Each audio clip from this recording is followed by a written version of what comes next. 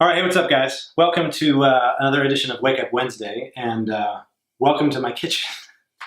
Now, you might be thinking, oh, great, Brett's going to teach us how to cook, which I would never do because my cooking would be bad. In fact, the cooking that I'm doing now is provided by Plated, which is a great company, if you're interested, if you're a dude like me, interested, that will send you all of the individual ingredients, all packaged up and ready to go, and portioned out to what you need. And they give you instructions on how to set it all up and go from there. What they don't give you, however, is cooking lessons. So we're going to see how this all turns out. But anyway, I'm going to chat with you while I do this. My Wake Up Wednesday thought, the people that I want to wake up are pretty. This is an issue that sort of divides the country, and I want to talk to both sides. It's a politically charged issue, so I apologize. If I were an apologetic person, I would apologize for the political nature of this particular post. But I want to talk about financial equality and the economics of financial equality in our country. Now, I'm going to speak in huge generalities here, so don't take me at my word that I'm talking to everyone about everything, and I mean every single person when I talk about these things, because I'm speaking in generalities. But let's just consider this whole argument for a second. Okay, so we've got, again, in generalities, Republicans on one side that are, as far as economic equality is concerned in the United States, they are much more concerned with individuals working their way for their own success, right? So no handouts, no programs, no directives, no gimmies, no freebies, no nothing. It's all about, well, just get a job and do the work and figure it out and you'll be fine. And by the way, don't touch my money because I'm a rich white dude and I have all the money.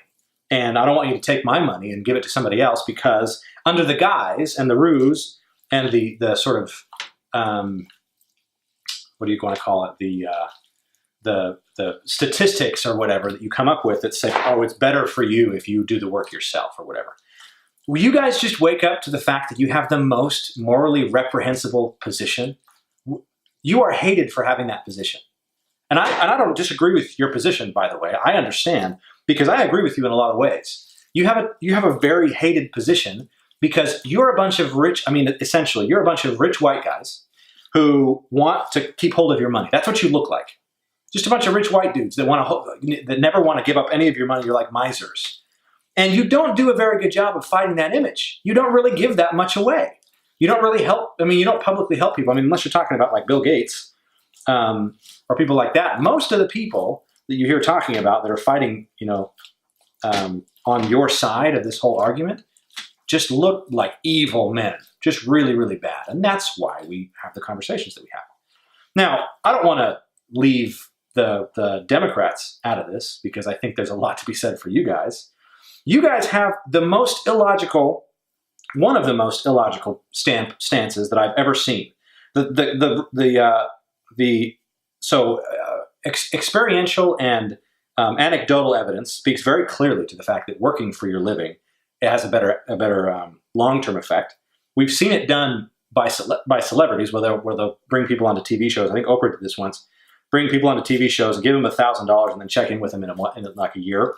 And most of the time they'd blown through all the money and they were back on the streets. But this is something else. That's not actually really even what I want to talk about. That's not really my point. My big point, especially for you guys, you have to consider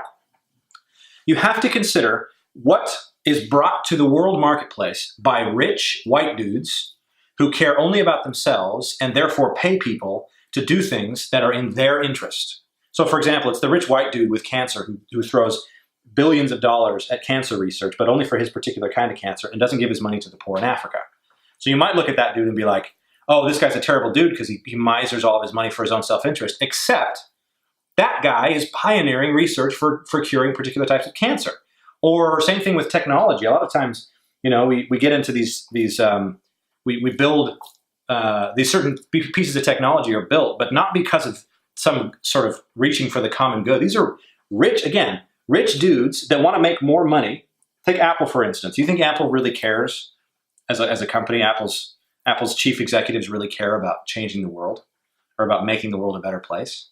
No, they care about their bottom line. And you know what? You and I both benefit from that. So the second that you're ready to give up your iPhone, the second that you're ready to give up all of the advances in medical technology that we've made, the second that you're ready to give up all of basically every advancement that's been made in the last 100 years based on some rich white dude's personal fantasies or personal desires or whatever, you let me know, and then we can have a conversation about needing to take their money. Because there is no way, if everybody made the same amount of money in our society, or even if it was more equal, there is no way that we would have some of the things that we have. It just would not happen. Some of these amazing technologies that we use. I mean, look at my kitchen. Look at just the simple things that we've got in here. I would not be able to enjoy any of this stuff if it wasn't for some guy at some point just thinking about himself and totally disregarding the common good and what, how we need to move forward. And the only reason why I can say that is because this stove is of higher quality than any other stove I've ever had. Which means there's a difference in quality, which means there's someone who's willing to pay more, which means there's someone who has more to pay more, right? Now, I am not saying that you should give up on your ideals. I am not saying that if you believe in redistribution of wealth, if you believe in equality, financial equality, all that kind of stuff, that you should just give up the fight. I'm not saying that at all. Because I don't necessarily think that's true. I believe that in a lot of instances, giving help, giving a handout, giving someone a hand up is incredibly valuable.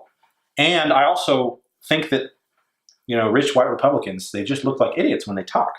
So there's always that. But at the end of the day, you can't, no matter how true your viewpoint is or how correct from a moral standpoint you might be, the fact of the matter is you cannot deny what has been done for society, for the general good, because some guy was rich and selfish. Rich and selfish is what really moves the needle in terms of technology and innovation. Rich and selfish, right? I mean, just stop and consider for a second all of the things that you have, and you only have because some dude was rich and he was selfish, richer than you, richer than everybody around you, and he kept all of his money because he wanted stuff for himself. Our lives are better because of people like that. My life is better because of people like that, right? And you might even argue that I'm one of those rich white dudes that can afford to live in a place that has a stove like this. The fact of the matter is, me being able to live in a place that's got a stove like this, you're right. It is it's directly because of my situation and what I've worked for and what I've been able to do. And I would be the first person to say, no, you're not going to take my money and give it to somebody else. I worked for what I have, right? So that's why I say I'm not coming down on one side or the other only. I'm coming down on both sides. Republicans, you look like idiots. You look like, you look just reprehensible. And Democrats on this issue, you just don't take into consideration, you just don't appreciate really all the things that you have because of the rich white guys that are selfish.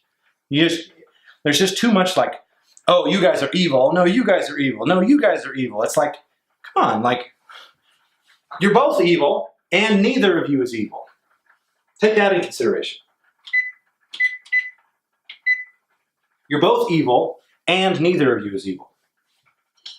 Because for Democrats, if you're trying to take away the ability of innovative people to afford to be able to afford to push forward that type of innovation, you are sacrificing for future generations what that person could have brought to your children, to your children's children. But at the same time, those of you that are being super miserly and hoarding all of your money and not using it for innovative things and just keeping it for your own estate and for your own children and not necessarily for moving things forward, think of all the babies in Africa that are dying because you refuse to give up the money that it would take for you to buy a new car. Right? We're both at fault. The fact that we're having this argument is at fault. Like, we can't come to a compromise. Republicans refuse to see that they're not 100% right, and Democrats, even more so and loudly, refuse to see that they're not 100% right either. In fact, Republicans are much more likely to yell in your face, probably because Democrats, because they've done a good job of recruiting young people who are by nature more loud with their opinions. So here's who needs to wake up. Everybody. whichever opinion you have on this issue, you need to wake up to the fact that you're not right. You're not wrong necessarily, but you are not 100% right.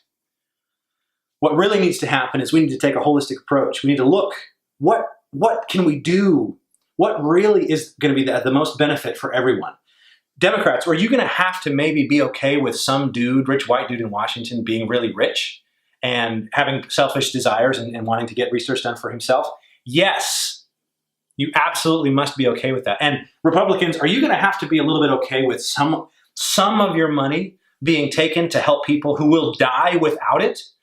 Yes, for crying out loud, yes. Why are we fighting about this? That's what I don't understand. That's why I say we need to wake up. Because there's no reason for the uber rich to be so attached to $150,000 that will save lives. Literally, lives. There are people in the world right now who are going to die in the next hour because of the money that you and I are holding in our pockets and not giving away. And you can talk all day about, oh, well, who do I give my money to, and how do I know it's going to go to the right place, and all this other stuff, and all that kind of stuff. And that's ridiculous. It doesn't matter at all, because regardless of where the money's going to go, if you never give it to anybody, it's guaranteed not to go anywhere. And the fact of the matter is, you end up using that as an excuse to never look for someone who would do a good job. You just don't. And how do I know that? Because I'm one of you. That's how I know. This is as much a wake-up call for me as it is for anybody else. Now, I have the ability to take a little bit of the moral high ground because I actually run a nonprofit helping people in third world countries. Now, do I give nearly enough of my own personal income to make that happen? No. Could I give more? Yes. But that's where these two ideas sort of both coincide and where they kind of split up, is you have to consider both sides. So, if you're a Republican, consider giving more for free. Nothing needed in response. My floors are clean, so I'm going to eat this. Actually, no, I won't. Consider giving more. If you are a Democrat, just consider for a second that it's okay that Republicans and rich people are the way they are, because you have so many things that you wouldn't have otherwise. And stop fighting, for crying out loud. Like all the fighting is we just want to be right. Nobody really cares about the outcome. Nobody really cares about the guy that actually is going to die. That's, I think, my biggest beef with this, is that all the people, 100% of the people that are fighting about whether or not the guy should get money and not just giving him money, don't care about the guy. The dude that needs the money in order to live, he doesn't care who's right. He needs the money to live. That's the truth. And so the more time that we spend arguing about whether or not he should get the money, arguing about whether or not we're setting a bad precedent, arguing about whether or not rich people should give it to him, or what we should do for him, or that guy should give it to him, or you guys make too much money, or rah, rah, rah. The dude's going to die while we're arguing. So let's just all accept that we're not 100% right. We're not 100% wrong necessarily. Let's just all accept that we're not 100% right and just fix the freaking problem, for crying out loud. Like, let's just come together and help people and make it happen. And not come into those conversations saying, it has to go 100% this way or I'm out. Come into the conversation and say, no, really. Or be honest that you don't care.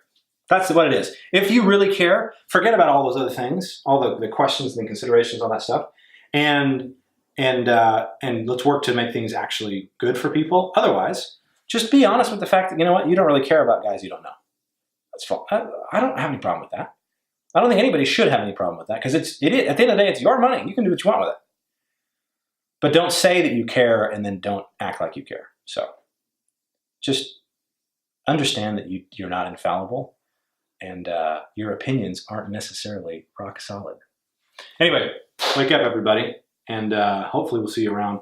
I hope you enjoyed watching me frantically run around in the kitchen, not really having a clue what I was doing. I think I overcooked the spaghetti. In fact, I overcooked part of it, and I undercooked the other part of it. And we'll see how the rest of this stuff turns out. But thanks for sticking around. we'll see you tomorrow when we talk about some Thursday. I got some cool stuff coming for tomorrow's Thursday Thoughts video, so stick around, and we'll see you then.